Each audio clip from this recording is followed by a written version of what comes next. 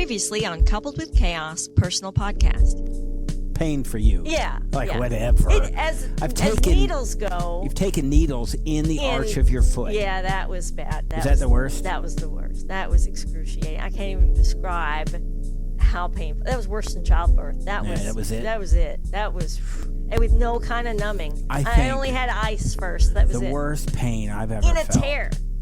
Right.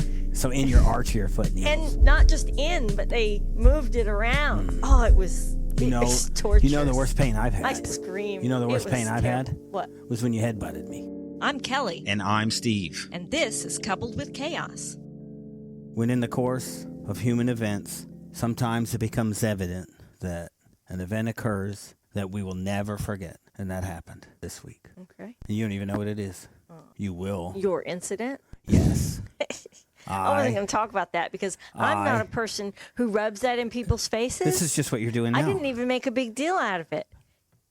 But if it were the other way around, I'd like to point out that you'd have brought it up every 5 minutes.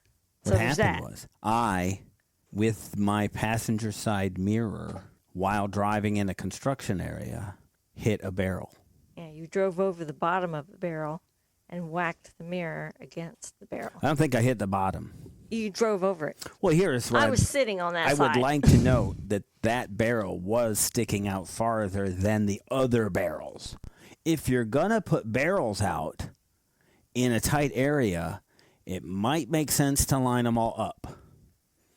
We're weaving around barrels. It wasn't that tight. I don't like your tone. It was in an exit ramp. Well, it wasn't really on an exit. It was before an exit ramp. We were looking for the exit ramp. There's a break in that we were looking for, a break in the barrels so that we could get to the exit ramp.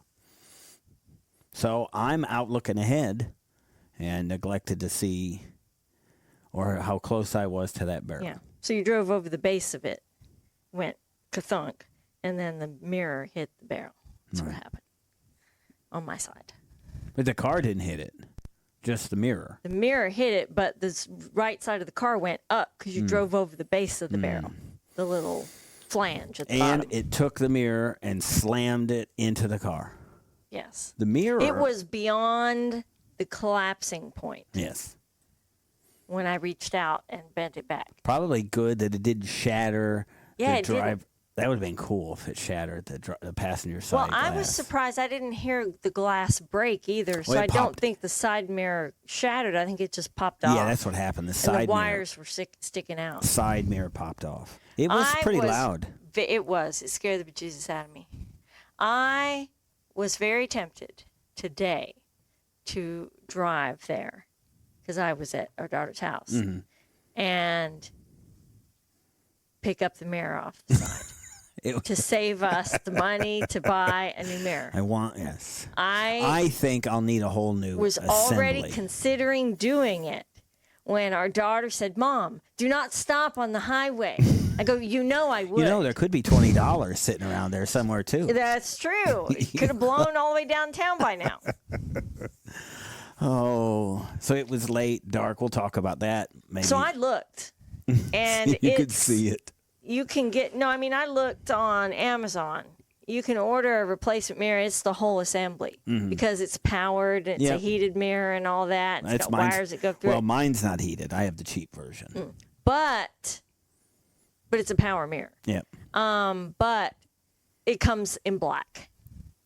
And yours is burgundy. No, my mirror is black. Your mirror, the outside of the mirror is black? Yep, the back on the side back of it, it is black? Well, we'll look at it. We'll see. If it is, I can get one for about $42. It's on sale right now at Amazon for the whole assembly. Well, that's not so bad. But I'm sure there'll be some other issue. This was just an eventful trip. We'll get into the trip and the day and what we were doing later. I think of things, this was about as an adventurous driving experience as we have had it certainly was. Ever. Yeah. So we had to go across town, and so we're headed to an event. In Dallas. And we're getting off, and we had just, similar to where we were there, getting off an on-ramp. There was not construction at this point. And I'm driving and which is odd for us. Normally, you drive everywhere, and I ride. And here it may be back again because they're having 2 events in a matter of 5 hours, 4 hours? Yeah. Would be a big deal. So I'm driving, and we're getting off. We're probably going around 45 or 50 as we get on the off ramp. And out of the blue, a vehicle, and it would probably be an exaggeration to say that it flew in front of us. But it landed. As we are going on the off ramp, the highways continue to go up. And kind of turn away. And so evidently a car that was still on the highway hit another vehicle. From behind because traffic was slowing Must down. have been traveling quite rapidly because they flew in front of us in the air. Not movie-like in the air, but enough in the air, and they're beginning to rotate in front of us. I would say I looked up, and what I saw... 20 yards. I didn't see them come off the ramp. I did. I was looking down, and when I looked up, I saw it looked like they were just ahead of us on the off ramp and hitting the brakes hard. And it started to burn rubber. And I saw the rear end of the vehicle go up like they were stopping hard. But then I was confused because it started to rotate. So what happened is... And then it went backwards up the guardrail and then hooked its bumper over the post of the guardrail. As it flew in front of us, it was still rotating counterclockwise. And so it hit. And when it hit, it bounced. I would say about 2 feet in the air, but it was still rotating. So that's why when you saw it, it was after the bounce. And so it was perpendicular to us as we got in front of it. And what made it go backwards, I still don't know. I'm assuming she threw it in reverse. Yeah, I don't know. I don't know what she was doing, but it went backwards and drove up over the guardrail. She was just fine. Then she put it in drive and tried to drive away. Yes. We could see the rear wheel drive spinning.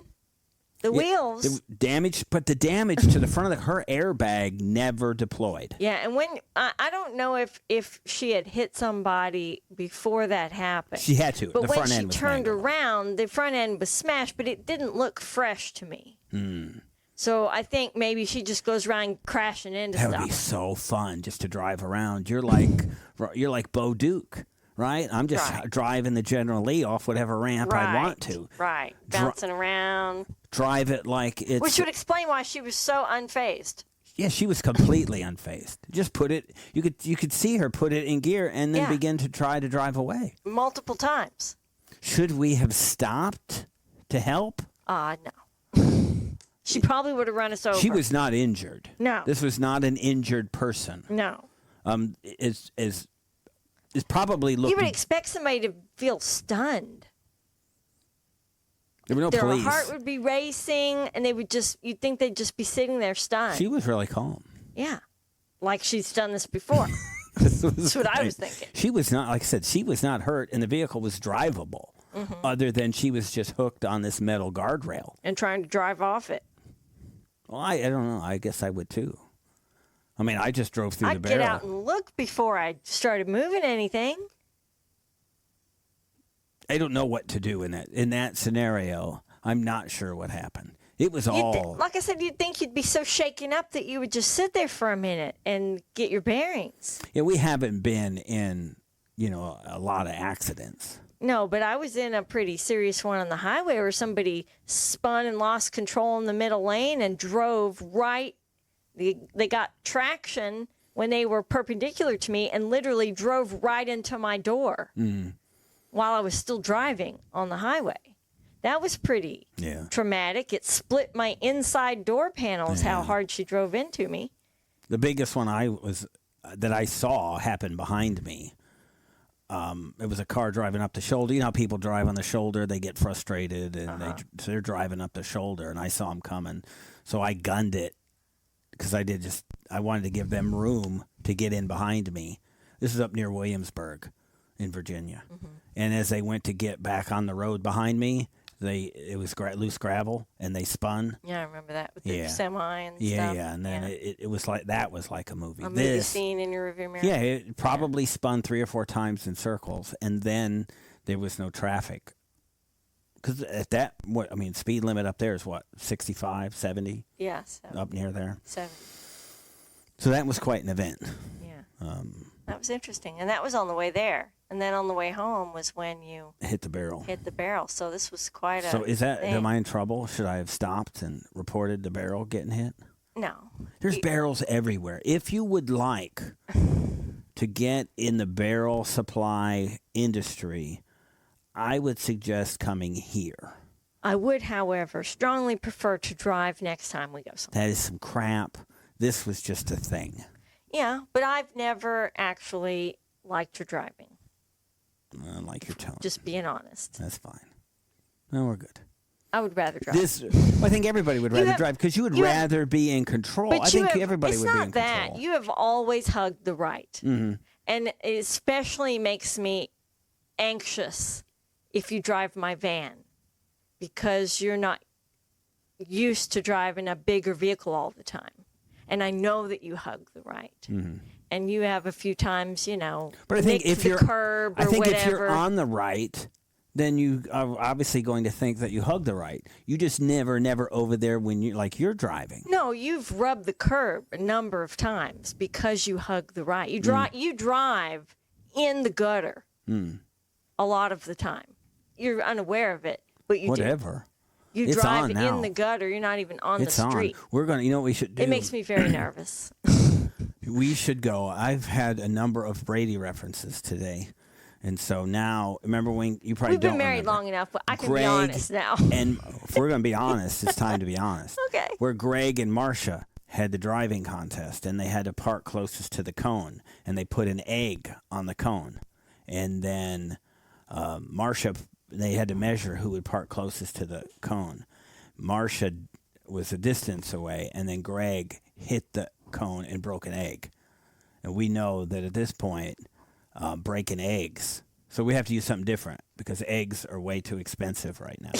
They sure are. So, and rare. I think if you go around wasting eggs. Yeah, it's a problem. I went to Sam's Club today and there were no eggs of any kind.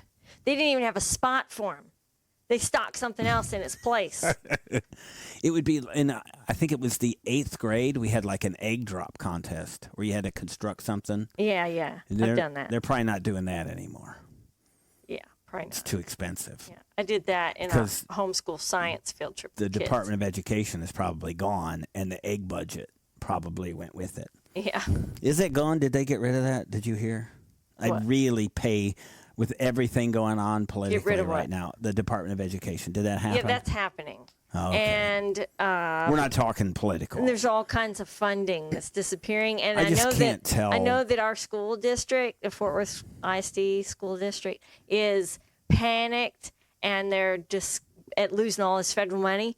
And they are meeting to discuss closing like 20 schools, like 20 elementary schools to save money. It's a big deal. Yeah. Well, the money flows. But my thing is, if you can close 20 elementary schools, shouldn't you close 20 elementary schools? If you can function with fewer schools and you can spend that money on something else, you would think that you would have done that already. Well, I think people want schools in their communities. I think it's probably different now than it was when we were kids. Uh-huh. Because if you lived near your school as a kid, you walked to school. Well, that's the case here, too. Nobody's walking. Within a 1 mile zone, there's no bus transportation. Yeah, there's no bus, but no kids are walking to school. Well, have you been by the school? It's not safe. Yeah, there's plenty of kids walking from our neighborhood in the morning. To be honest, I'm not trying to talk. I don't even know about way things were and weren't before. But wouldn't you, I don't know, about people disappearing. Yeah, I don't let my kids walk to school, even though we're half a mile from school. But I don't know. We walked. We'd be gone for 8 to 10 hours at a time during the summer. I mean, gone. Right. Like on the other side of the neighborhood. It got daylight. You'd have to drive over there. And we disappeared. Right. The only rule was that when the front porch light came on, we had 10 minutes to be home. This means either we were risking it and not checking, or that one of the three of us had to get to a spot where we could see the light and then return to the group and then get back again. That was it. Other than that, nobody wanted us. We weren't supposed to be around or in the house. And what we know, kids were disappearing then. Yeah, that's true. I don't know if it's any more or less than now. I know several times somebody tried to pick me up in our neighborhood when I was walking by myself. I used to walk the whole neighborhood regularly every day. And it would be like a no-window van pulling up, following me and stuff. That's probably not good. Yeah. We had once, we were driving in the AMC Hornet, and somebody opened the door when we were at a traffic light, and that was it. Yeah. Well, you know, that happened to me at the oceanfront. We had, what else? We were at the bus stop. Somebody came, and some old dude came and offered us candy if we would get in the car. Oh, my gosh. So the cool thing is I was the only one that knew the license plate. And so I remember, I forgot about this. I was probably third grade, and so I had the license plate number. Did somebody turn it in? They called me down to the principal's office, and so I met with the police down there. That's cool. So that was that. Well, it's all about Citizen Steve. Yeah, I was just a kid, right? Yeah. So I don't know how you don't know how you remembered stuff, and they didn't warn us about stuff like that then. You know, it was free candy, right? We didn't get candy, so it's just what you did. We had, I don't know, that whole day. It was quite an eventful day that we had. We're going to talk about that and a whole lot more when we come back. Thank you for listening. You can listen to the rest of this episode by subscribing to our Coupled with Chaos channel on Apple, by subscribing to our Patreon, or by subscribing to our Supercast for $3.99 a month, where you can hear us talk about reality shows, real life, and more on our podcast, covering shows airing on TLC, A&E, Bravo, and the WE network. Just follow the instructions in the show notes. Tell your friends about this podcast, and rate and review us on your favorite podcast player. Follow us at Coupled with Chaos and all the socials. Or contact us directly by email at coupledwithchaos@gmail.com.